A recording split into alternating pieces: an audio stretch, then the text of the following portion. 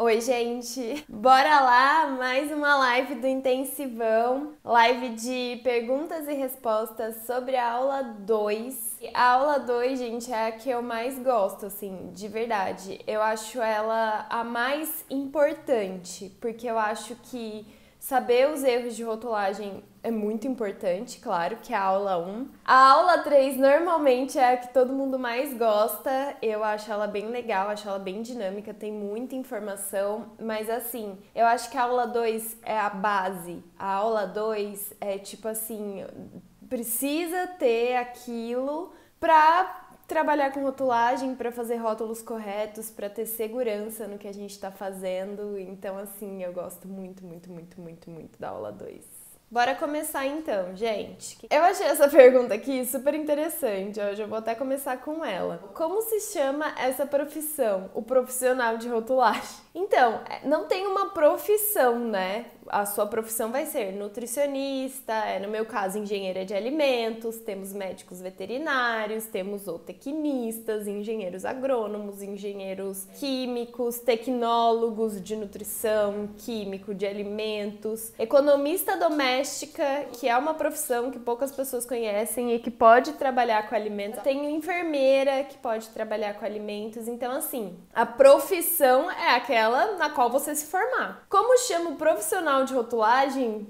Eu também não sei, eu acho que não tem um nome, eu também acho que é a função que você vai exercer. Então você pode ser consultor de alimentos, você pode ser RT, né, responsável técnico, você pode ter um cargo dentro da indústria, então ser analista regulatório, diretor de P&D, sei lá, diretor da qualidade, eu não sei, não tem um nome específico para quem trabalha com rotulagem. A rotulagem, na verdade, é uma função que você vai ter dentro da sua profissão. Então você pode, tipo, eu sou engenheira de alimentos e sou consultora de alimentos. A minha consultoria é voltada para a rotulagem. Eu faço mentoria, eu tenho um curso, tô aqui no Instagram, nas redes sociais falando sobre isso. Não tem um nome, eu acho. Pelo menos eu não conheço. O que é P&D? P&D é uma área dentro da indústria de alimentos que é de pesquisa e desenvolvimento. Então, normalmente, as ideias de novos produtos, as ideias de formulação saem sempre do P&D, e que é pesquisa e desenvolvimento, né? Então, eles trabalham muito com novos produtos, com formulação, tudo isso, e muitas vezes o pessoal do P&D é o responsável também por elaborar os rótulos, por desenvolver os rótulos, por validar a arte, tudo isso. Então, rotulagem muitas vezes é atribuição da área de P&D, que é pesquisa e desenvolvimento. O cliente nos auxilia quanto ao processo de produção e função dos ingredientes? Com certeza, com toda certeza. Gente, pelo menos assim, eu acho que tem que ser sempre assim, porque como que você vai saber qual é o processo de produção do produto e a função dos ingredientes se você não é da área que fez o produto e que produz? Então, assim, com certeza é o cliente que tem que te passar essas informações. Mesmo quando você vai até a empresa, alguém precisa te passar essas informações, né? Você não vai chegar lá na empresa como uma consultora ou como uma RT chegando agora e ficar lá simplesmente olhando para entender. As pessoas precisam te passar essa informação.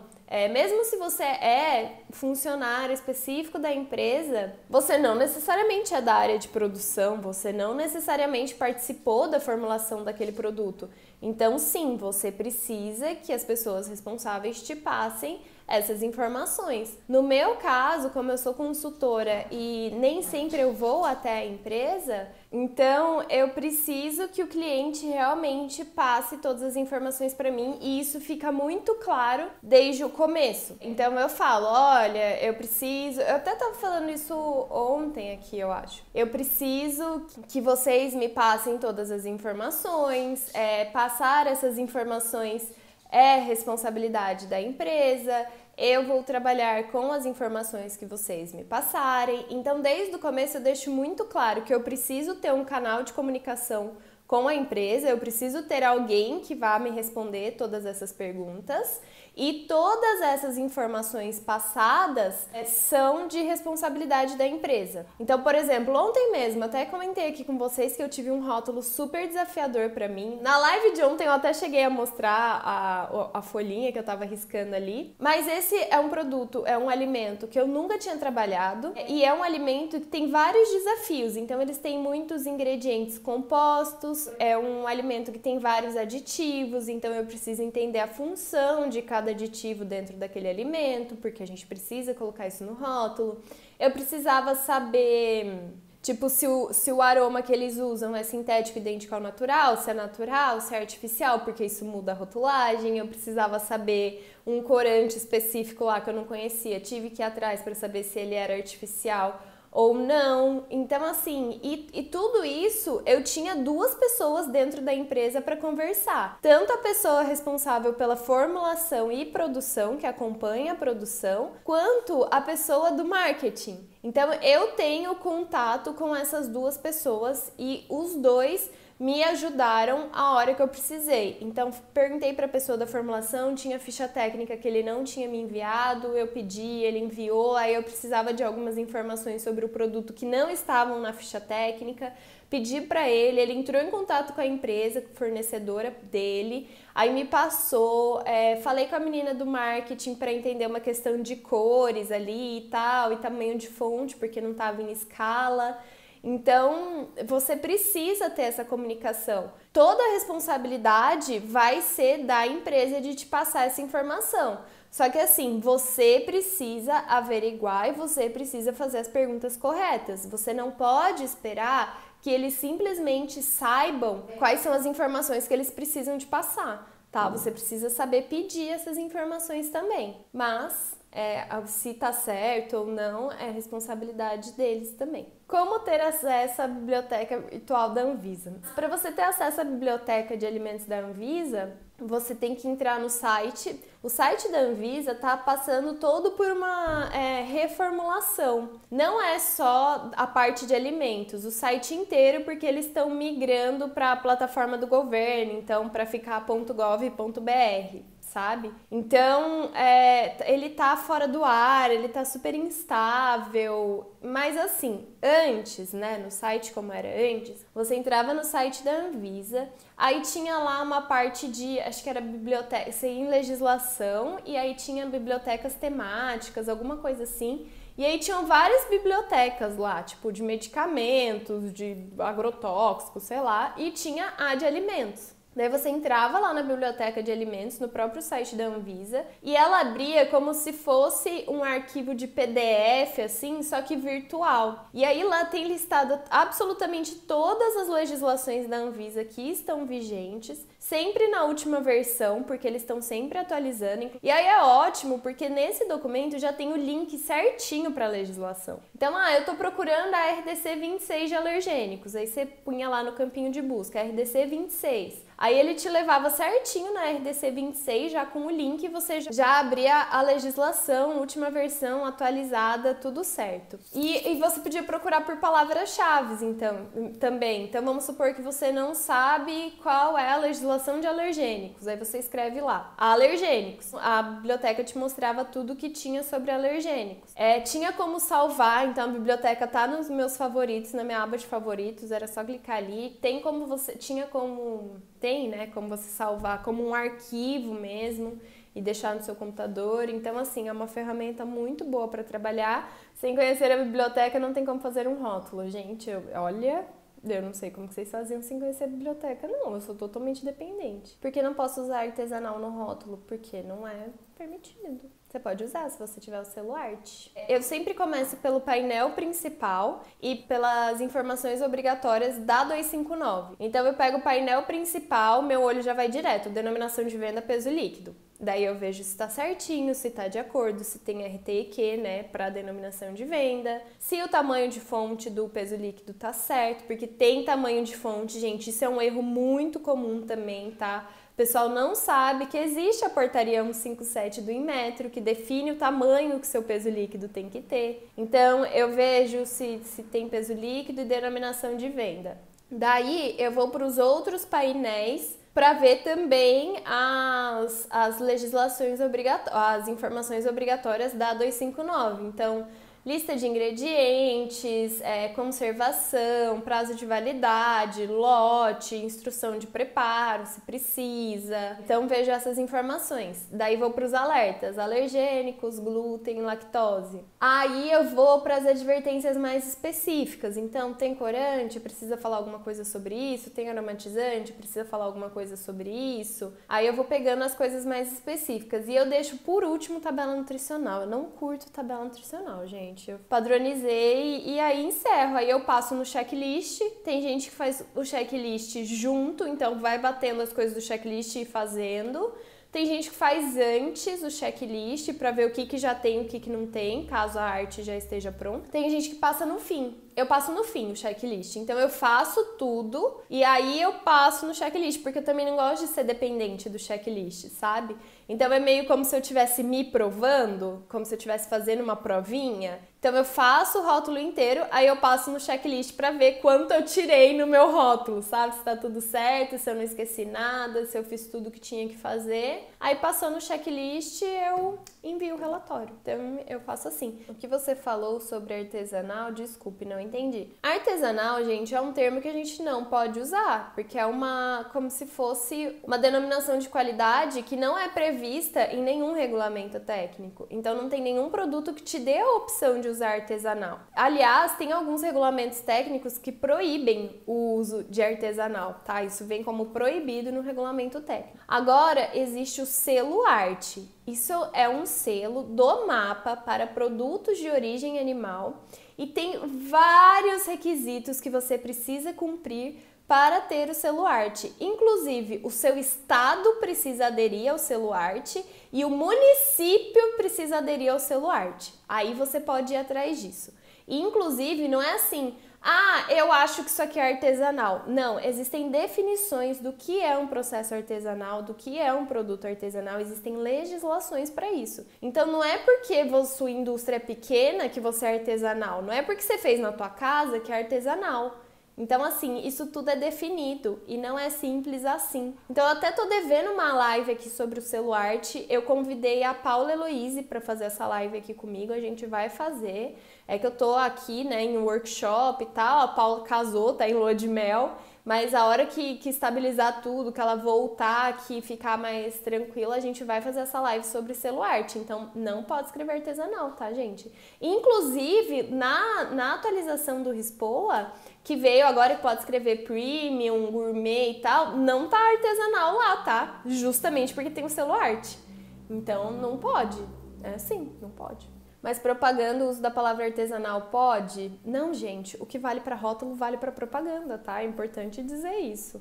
Se não tem RTIQ, como eu faço a denominação de venda? Quando não tem RTIQ, a denominação de venda é responsabilidade sua. Você precisa dar um nome que deixe muito claro para o consumidor o que é aquele produto. Se colocar na arte, pode. Não, é selo arte, não é colocar na arte. Qual portaria fala sobre a formatação do texto? Do texto, não. Portaria 157 do Inmetro fala sobre padronização do peso líquido. Não é formatação de texto.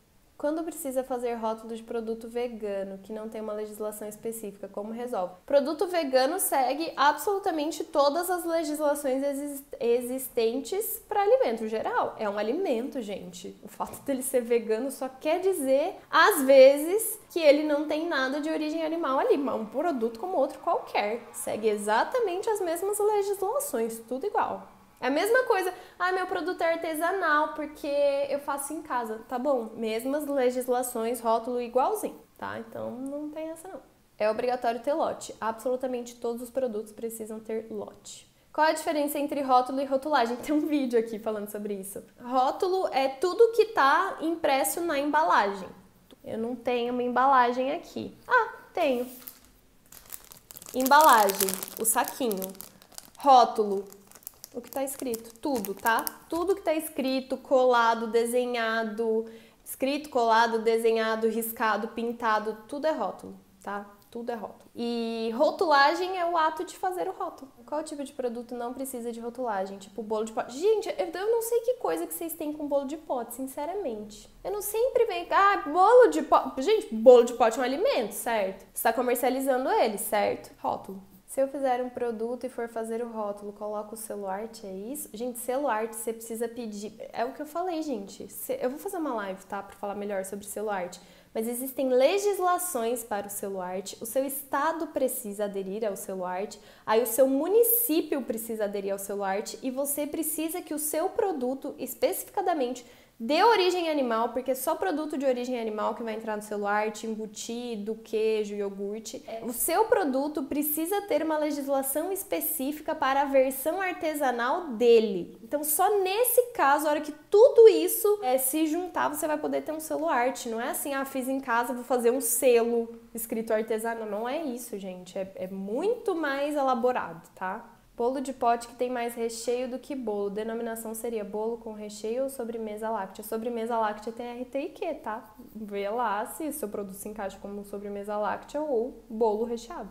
Então, se a pessoa cometeu esse erro de colocar artesanal, deve excluir fotos, tudo, porque pode ser multado? Pode, tá? Pode ser multado. Acho que não precisa excluir fotos, só muda e passa a não usar mais. Mas pode ser multado, tá? É preciso fazer análise para fazer a rotulagem do produto? Olha, é bom, viu? É bom? Então é quase impossível ter o selo arte. É porque não é para ser usado assim. É porque não é para ser fácil mesmo. É porque as pessoas acham que tudo é artesanal.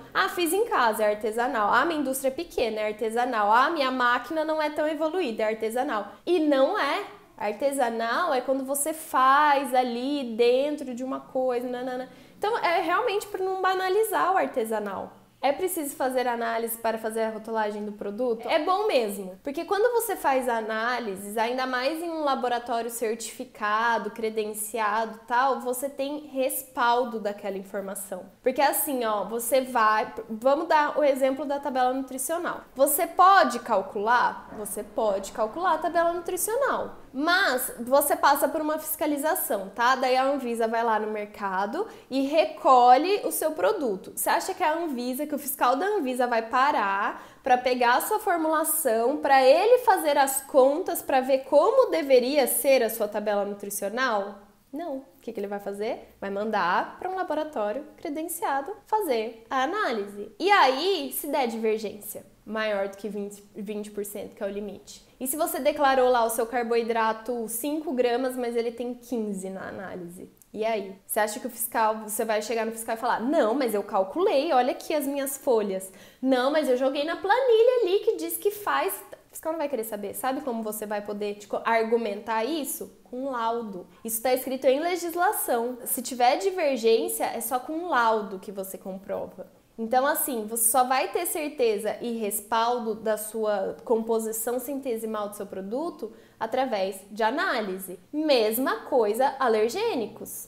Não, mas não tem contaminação cruzada, não. Passa por fiscalização, vai para onde? Análise. E aí, se você não tem laudo para mostrar que não tinha contaminação cruzada mesmo, que não foi detectado, que não deu nada? Não comprova, gente, não comprova. Mesma coisa com transgênico. Não, isso aqui não é transgênico, não. Passa por análise, acontece, eu acho que eu já até postei aqui 6 empresas multinacionais multadas porque tinha transgênico e não declarava. Como que faz? Recolhe no mercado, manda para análise. A análise detectou, pronto, você não tem laudo. Em alguns casos, a legislação até exige laudo. Por exemplo, alimentos zero lactose. Se você tem um leite e aí você faz um leite zero lactose, você precisa necessariamente de análises que comprovem a quantidade de lactose ali no seu leite ou no seu queijo, no seu iogurte.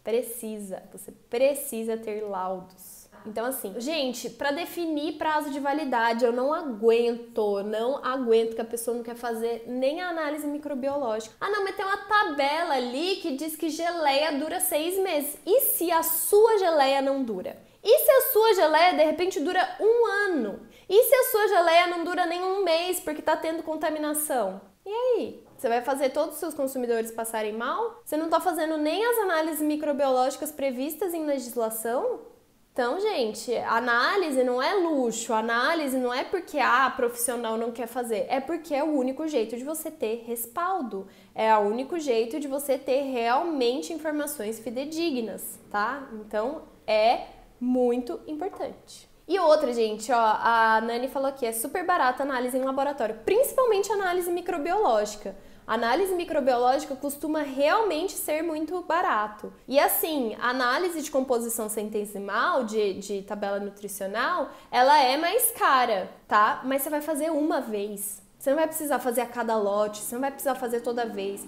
Se você não mudar a formulação do seu produto, é uma vez que você precisa fazer aquele investimento, gente. E outra, tem faculdade que faz. Tá? Se a faculdade tem um curso de nutrição, de engenharia de alimentos, alguma coisa assim que tem laboratório, às vezes tem faculdade que faz. Tem laboratórios baratos, tem laboratórios mais caros, mas assim, procurem laboratórios credenciados, né? Não vai fazer também no Zé da Esquina. Mas tem, gente, procurem, sabe? Tem laboratórios em outras cidades, vocês podem mandar, por exemplo. Na Eurofins, eu sei, porque já trabalhei lá, recebe a amostra do Brasil inteiro para fazer análise ali. E eles ainda mandam pra fora, às vezes, porque tem análise que é feita fora do Brasil. Eles mandam, gente, tá tudo bem. Então, assim, não precisa ficar aqui, mas na minha cidade só tem um laboratório e ele é super caro. Olhem outras. É importante, gente, é importante, tá?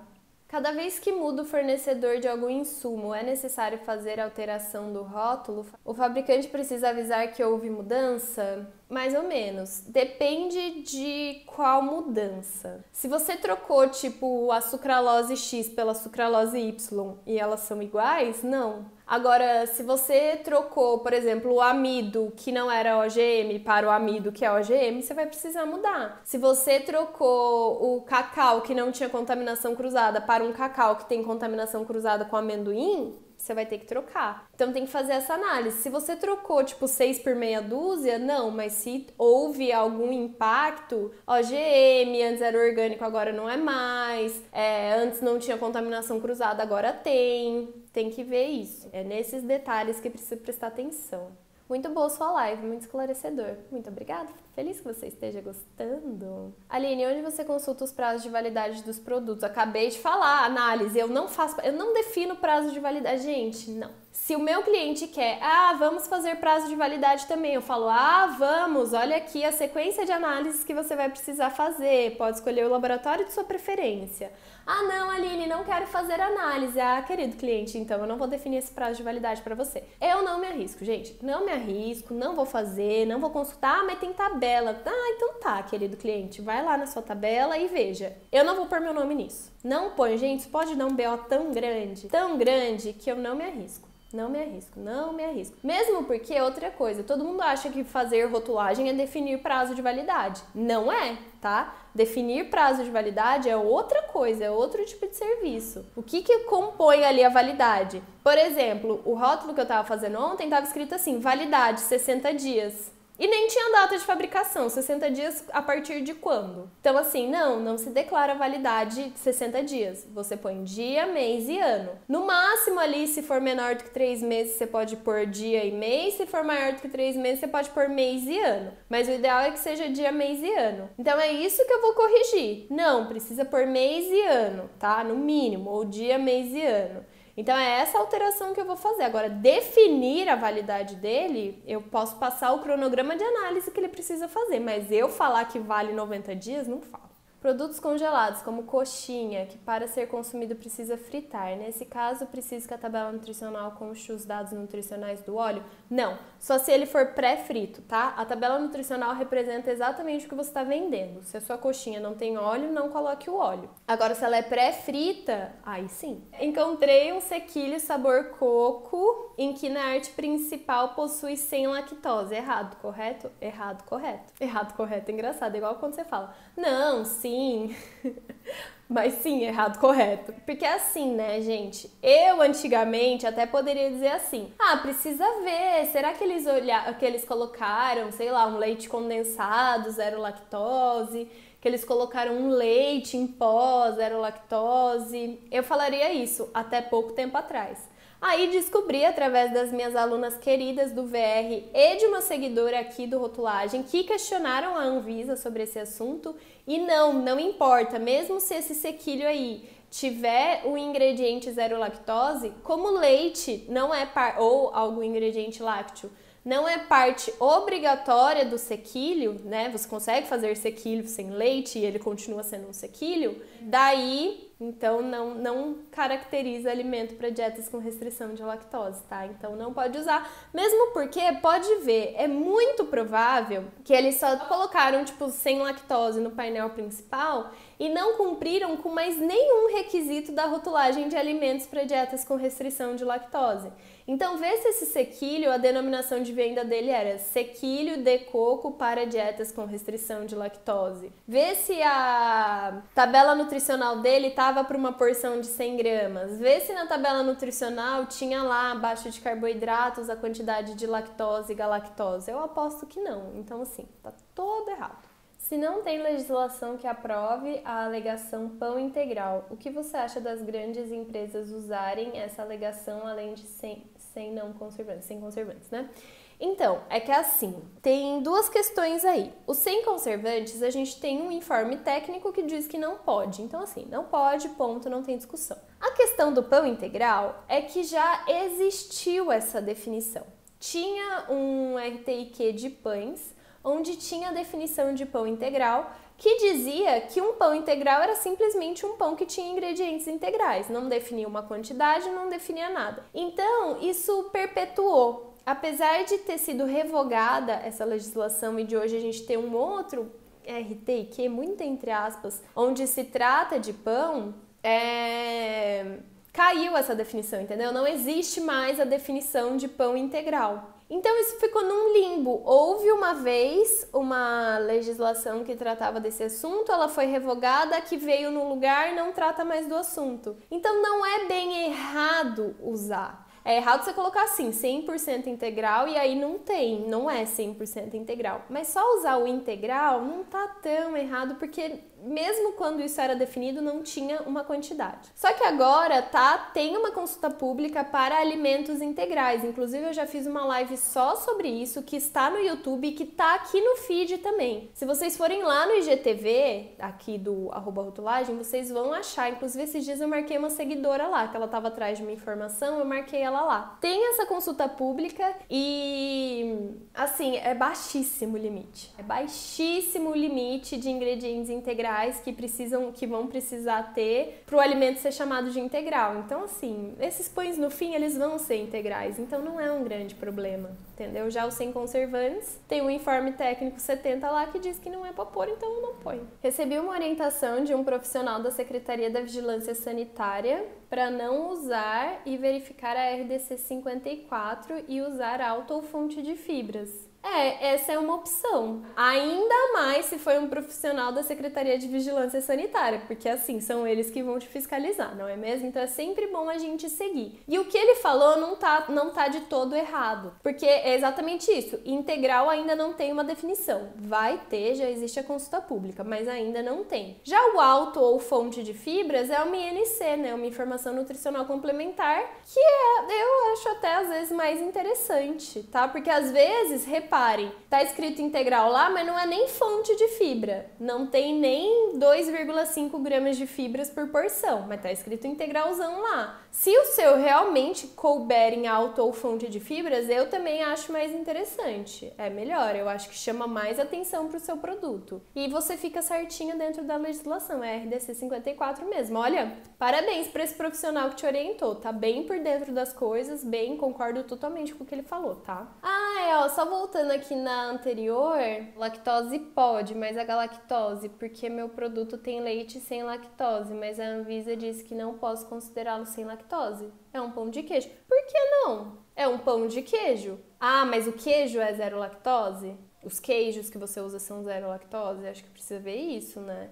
Mas se a lactose pode, a galactose pode também. Se a lactose pode, a lactose também é um açúcar. Se eles deixaram especificar a lactose, pode especificar a galactose. Eu também acho que pode, considerando a resposta da Anvisa sobre o potássio. Porque o potássio, ele não tem valor diário estabelecido, né? Então, assim, eu entendia antes que não podia porque não tem um valor diário estabelecido. E a Anvisa é muito clara em dizer que a gente pode colocar vitaminas e minerais na tabela nutricional desde que eles tenham 5% do VD. Aí, como potássio não tem VD definido, eu achei que não podia. E a Anvisa falou que podia com base nesse negócio de poder colocar outros nutrientes. Então pode. E se a lactose pode, a lactose pode. Pra mim, fechou o assunto. Sim, ó, a Geise falou. Eu fiz uma pergunta dessa sobre potássio outro dia. Então pode e o VD a gente deixa em branco. Exatamente isso. Qual o alimento mais difícil de rotular? Eu acho suplemento. Eu acho suplemento mais difícil de rotular, pra mim, porque a gente não tá acostumada.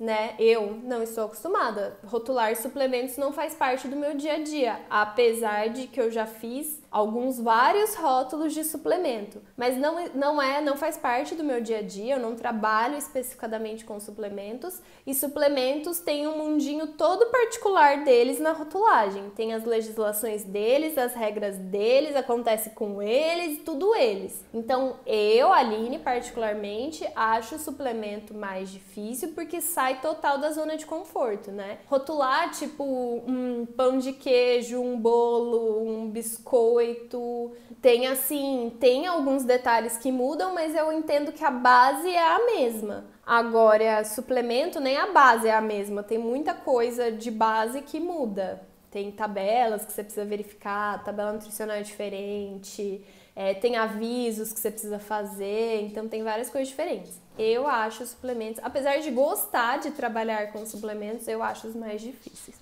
O registro, CIF, CISP, SIM, são de responsabilidade do proprietário do local ou de quem elabora o rótulo. Ter o registro, ir atrás do registro, fazer o registro é responsabilidade da empresa. A empresa, porque esse registro vai ser da empresa, não vai ser seu. A empresa que você trabalha tem registro no SIM, então é responsabilidade dela. Agora, o que pode acontecer? O proprietário pode falar, você pode ir atrás do registro para mim? Você pode ver isso para mim? Você pode fazer todos os trâmites necessários? Você pode cuidar disso? Aí vai de você falar, tipo, posso ou não. Mas eu recebo propostas, tá? Aline, preciso registrar meu produto. Aline, preciso tirar meu SIM, meu CI, meu CIF, meu CISB, sei lá eu. Eu não faço. Por que eu não faço? Eu sou muito especialista em rotulagem. Registro de empresa e registro de produto é outra coisa. Então, assim, eu não me sinto segura, aquela coisa de se sentir segura, de dominar o assunto. Eu não me sinto segura nessa área.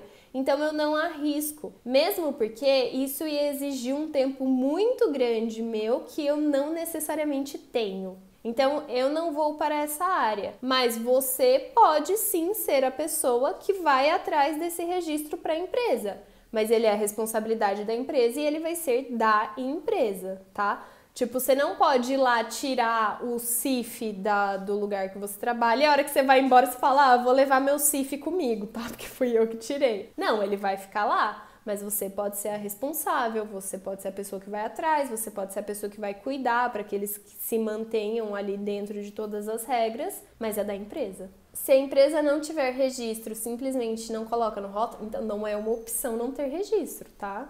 Empresas de produto de origem animal precisam ter registro. Então, assim, se não tivesse, simplesmente não coloca no rótulo, mas é que precisa, né? Então... Eu já fiz vários cursos de registro, mas eu não ensino porque não me sinto capacitada para isso. Tanto que no Vida de Rotulagem tem um módulo só sobre o PGA SIG-CIF, que é ali para registrar rótulo e não sei o que. Não é isso, ter um registro, mas é para registrar rótulo. Mas como eu também nunca trabalhei com PGA SIG-CIF, porque isso é da empresa, também não é do profissional, tipo, eu, Aline, não tenho como ter acesso. A empresa precisa ter um acesso, e aí, se ela quiser me dar o acesso, ok. Mas como isso nunca aconteceu comigo, eu não vou ensinar o PGA só porque eu sei a teoria do PGA, entendeu? Então eu convidei a Manu, que é uma veterinária, que domina muito PGA, que trabalha com PGA há muito tempo, e ela dá o módulo de PGA SIG-CIF. Eu não vou lá eu só na teoria ensinar, gente. Desconfiem de gente que ensina coisa que só sabe na teoria, que não sabe na prática, tá? Desconfiem disso. Pode ser outra cilada aí. A maioria dos produtos alimentícios não tem registro porque cai na Anvisa, mas se cai no mapa, coisa é diferente. Exatamente, é bem aí. Arroz doce seria derivado animal ou sobremesa? Mas como assim arroz doce derivado animal? Não, né? Derivado animal, tipo carne, hambúrguer, linguiça, salsicha, queijo, leite condensado, creme de leite, iogurte, essas coisas. Arroz doce, não. Preparações prontas congeladas. Tem preparação com vários alergênicos na mesma cozinha. A princípio, tem contaminação cruzada por utilizar os mesmos utensílios, até mesmo peixe. Coloco todos da lista de alergênicos utilizados como pode conter em todos os pratos, até peixe? Sim. Se você faz tudo no mesmo local, se você utiliza os mesmos utensílios e você não faz uma limpeza específica para alergênicos, porque eu não tô falando que você não lava suas coisas, que você não higieniza, mas existem limpezas específicas para alergênicos e precisa ter um programa de controle de alergênicos para você ver se tá tendo essa contaminação cruzada ou não, tá? Se você não tem nada disso, então a contaminação cruzada é quase certa. Então você precisa declarar tudo em todos os pratos de todas as formas. Você vai separar o que é presença intencional. Então, tipo, no seu prato de peixe, o peixe é uma presença intencional. Então você vai colocar alérgicos contém peixe. E aí pode conter e o restante. Então tem que separar o que é presença intencional de contaminação cruzada, mas você vai ter que declarar tudo, tá? Frango e carne bovina, precisa dizer qual parte é da carne nos ingredientes ou só tipo carne bovina magra, frango e o peixe é a mesma coisa. Preciso dizer qual é o peixe nos ingredientes ou só tipo filé de peixe é o suficiente? Na RDC 259 tem uma tabela com declarações genéricas, nomes genéricos que os ingredientes podem ter na lista de ingredientes. Então, por exemplo, tudo que é sacarose pode ser chamado de açúcar. Tudo que é amido modificado quimicamente, pode ser amido modificado. E lá tem carne de frango e pescado. Então, tudo que é corte de frango entra lá como, não lembro se é frango ou carne de frango, tá? Isso tá na RDC 259. E todos os peixes entram como pescado, se eu não me engano. Então tem sim essas declarações genéricas. Agora, eles falam sobre peixe e frango, eles não falam sobre bovino. Então, se você for levar a legislação ao pé da letra, o bovino você precisa definir, o pescado e o frango não. Agora, se você for entender que porque pescado e frango não precisa e bovino também não precisa, entendeu? Aí você vê o que você quer fazer com isso. Ovo precisa especificar que é de galinha ou só coloca ovo. Se é de galinha, você pode colocar só ovo. Se é de pato, de codorna, de alguma outra coisa, aí você coloca ovo de codorna. Ovo de pato. Aí você define. De galinha não precisa definir, mas de outros animais precisa definir. Mesma coisa com leite, tá? Você pode chamar só de leite se for de vaca, não precisa especificar. Agora, se for uma mistura de leite de vaca com outra coisa ou leite de outro mamífero, aí você precisa definir qual mamífero é esse. Lembrando que vegetais não dão leite, tá? Eu recebo muito assim, que dia que começa o curso? Gente, comprou, começou. A hora que você comprar, já vai ter um monte de material disponível lá para vocês começarem. Depois de 7 dias tá tudo liberado. Porque o Vida de Rotulagem é muito assim, a gente tem encontros ao vivo e tal, mas cada um vai no seu ritmo, cada um estuda o módulo que quer, começa por onde quer, indica o que comece no primeiro, óbvio, mas assim, não, eu preciso muito tirar dúvida aqui de tabela nutricional, então eu vou começar por aqui e depois eu faço o primeiro, Então assim, e cada um vai no seu ritmo, porque gente, o Vida de Rotulagem, ele atende tanto quem já tá na área, quem já sabe, quer se atualizar tal, quanto quem tipo, nossa, gostei muito de rotulagem, quero começar a estudar isso. Então ele é do 0 ao 100 mesmo. Então eu não vou ficar te acelerando se você tá começando agora e falando, não, ó, a gente já tá no módulo 2, a gente já tá no módulo 3, que você vai falar, meu Deus, mas eu não entendi o 1 ainda, vocês já estão no 3, que é isso? Ou então você já tá mais avançado, já quer fazer mais rápido, porque só tá lembrando, se atualizando e tal. E eu, não, calma aí, que a gente vai ficar 3 semanas aqui no módulo 1. E você vai falar, ah, que saco, não quero ficar no módulo 1, vamos. Então assim, cada um faz seu ritmo. Se você vai estudar um pouquinho todo dia, se você vai estudar tudo no fim de semana, enfim, mas só vai conseguir começar a partir do ano que vem. tudo certo. Cada um que faz seu negócio aí, cada um que impõe seu ritmo. Muita gente perguntando se precisa visitar o local para ter conhecimento sobre o processo. Você pode, mas assim, quando você estiver lá, eu já falei isso no começo da live, né? Quando você estiver lá, você vai ter que perguntar as coisas. Se você não estiver lá, você vai ter que perguntar talvez um pouco mais específico. Não precisa, tem que ver como que funciona melhor para você. Para mim funciona super bem não ir lá. Agora eu sempre deixo muito claro que eu preciso ter livre acesso às pessoas para me responderem e tal. Eu vou responder essa então pra gente encerrar. Você só faz tabela nutricional por análise? Não, Isabela, eu calculo, tá? Tabela nutricional. Mas eu sempre oriento meu cliente primeiro. Vamos fazer análise? Aí ele fala, não. Aí eu falo, olha, melhor, explico que para combater, para argumentar precisa fazer, nananana. Aí ele fala, tá bom, não vou fazer. Aí eu calculo, mas eu sempre indico. É isso, obrigada mais uma vez todo mundo que estava aqui. Essa live fica salva lá na comunidade. Beijo!